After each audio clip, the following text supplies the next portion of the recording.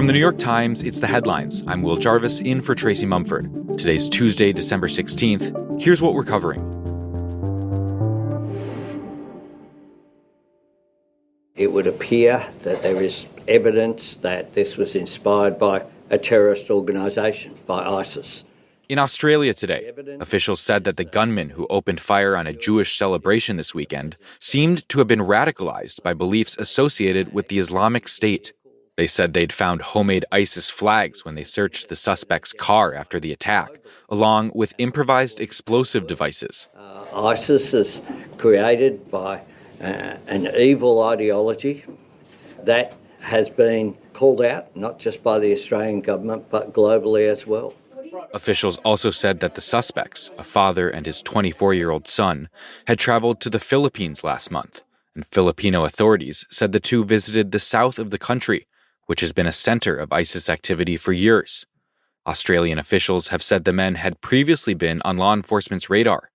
According to Australian news media, they were interviewed back in 2019 about a possible connection to a self-proclaimed ISIS commander based in Sydney who was convicted of plotting a terrorist attack. Meanwhile, in the wake of Sunday's shooting, which killed 15 people and wounded dozens more, Australia's Prime Minister has vowed to strengthen the country's already strict gun laws.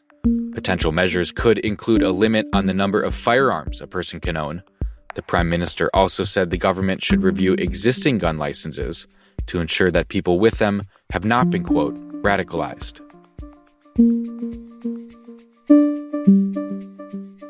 Also, in Providence, Rhode Island. Tonight, we are renewing our call for the public's assistance in seeking any and all information about the shooter. No amount of information is too small or irrelevant. Authorities have announced a $50,000 reward for any leads about the gunman who opened fire in a crowded auditorium at Brown University, killing 2 students. They said the suspect should be considered armed and dangerous. Nearly 3 days after the shooting, officials have shared few details about the gunman. In photos and videos they've released, his face is covered, but officials said they hope someone might recognize him by his gait or dark clothing.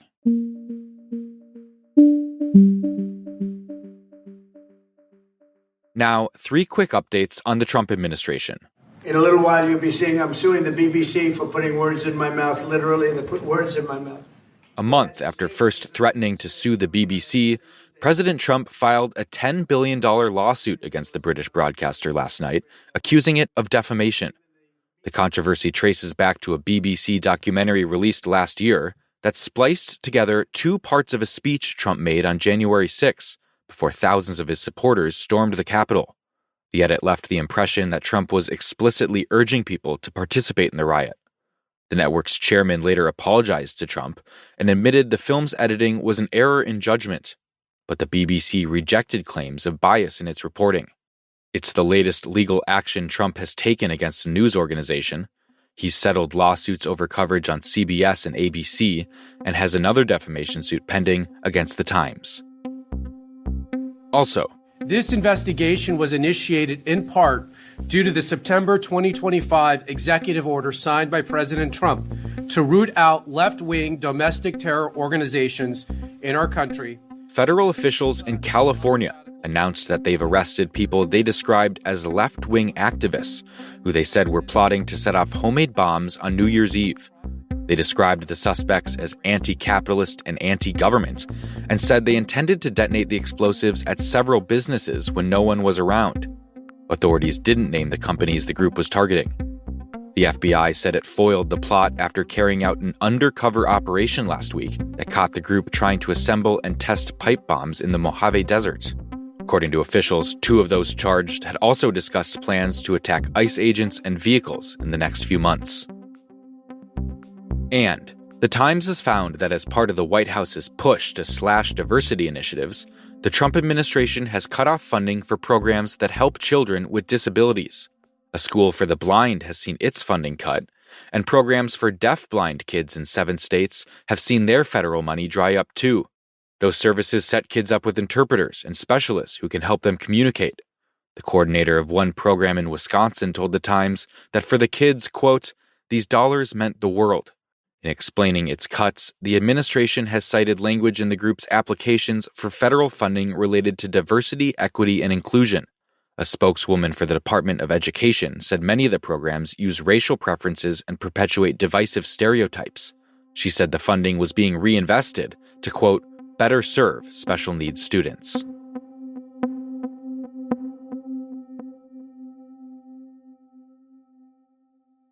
In Los Angeles yesterday, police announced an arrest in the murder of Hollywood director Rob Reiner and his wife, Michelle.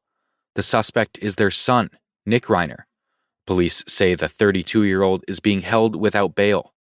One source close to the investigation told The Times that following the killings, authorities almost immediately focused in on Nick. According to other sources, the night before the couple was killed, Nick and his father had gotten into a shouting match at a holiday party, and that Nick's behavior had alarmed some guests. The son has long struggled with drug abuse, a topic he's spoken about openly. I kind of linked up with this old dealer. He was like, oh, I also have some heroin. And that turned into me hanging out with him for like 3 weeks, like doing heroin. Right. In interviews and podcasts over the years, he talked about going in and out of rehab since he was 15 and said he'd become violent at times, punching things and even throwing a rock through the window of a treatment center. He said he and his parents had had a fractured relationship, and that became the seed of a movie called Being Charlie that Nick wrote based loosely on his life. It told the story of the tensions between a father and his son who struggled with addiction. Rob Reiner ended up directing it.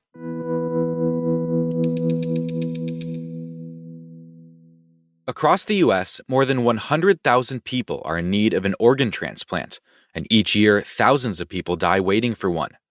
The system is designed to distribute organs based on factors like how sick a patient is and how long they've been waiting.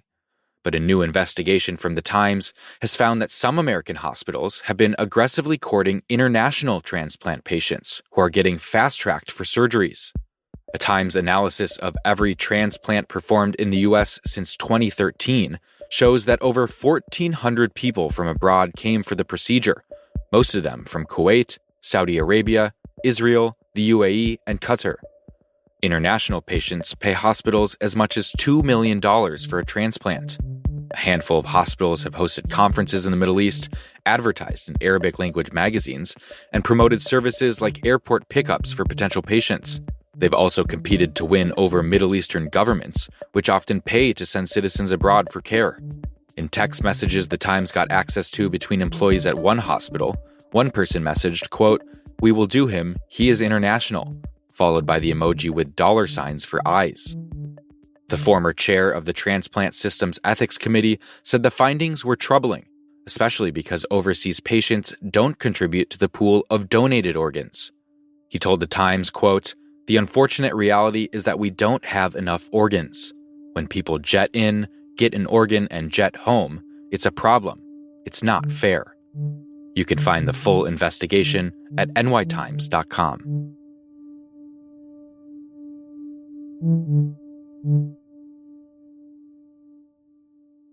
And finally, about 2 decades ago, a little black and brown sparrow called the dark-eyed junco began to colonize Los Angeles.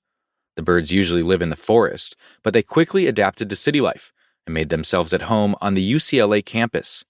As they settled into their new environment, the campus juncos began to diverge from their wild cousins, including by developing shorter, stubbier beaks, possibly because they started eating college leftovers like cookies and pizza instead of bugs and seeds.